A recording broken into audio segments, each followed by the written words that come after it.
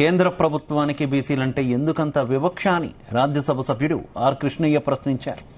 కేంద్ర బడ్జెట్లో బీసీలకు తీవ్ర అన్యాయం జరిగిందన్నారు.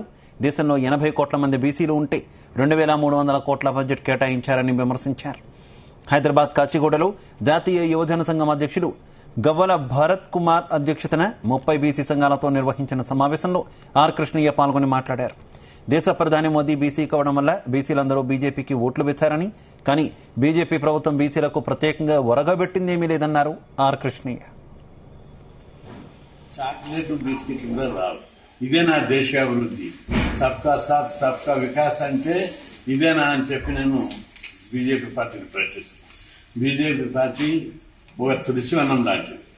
ఆ తులసివనంలో అన్ని గంధాయి మొక్కలే ఉన్నాయి. ఈ మధ్య తులసి చెట్లు తక్కువ ఉన్నాయి, గంధాయి మొక్కలు ఎక్కువైనాయి.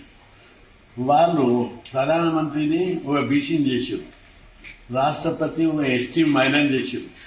అందుకు మేము ఆ పార్టీ మూలాల నుంచి అభిమానిస్తాం. కానీ వాళ్ళు చేసే పనులు, పాలసీలు, విధానాలు అంబానీ ఆదాయానికి మేల్చేసేటట్టున్నాయి. కానీ పేద ప్రజలకు మోడీ బొమ్మ చూపెట్టి ఓట్లు వేయించుకొని మీరు బీసీ ప్రజలను మోసం చేస్తారా? మోడీ బొమ్మ చూసి బీసీలంతా ఓట్లు వేసారు, మా ప్రధాని మా ప్రధాని. ఈరోజు మీరేం చేస్తున్నారు? మోడీ బొమ్మ చూపించి బీసీని ఓట్లు వేయించుకొని బీసీలకి అన్యాయం చేస్తున్నారు. ఈ 76 ఏళ్ళ గత ప్రభుత్వం కానీ ప్రస్తుత ప్రభుత్వాలు కానీ ఈ 76-77 ఏళ్లలో బీసీలకి ఏమన్నా ఒక చిన్న స్కీమ్ పెట్టారా? మీకు బీసీలు ఈ దేశంలో పౌరులు కాదా? ఓట్లు వేయడం లేదా?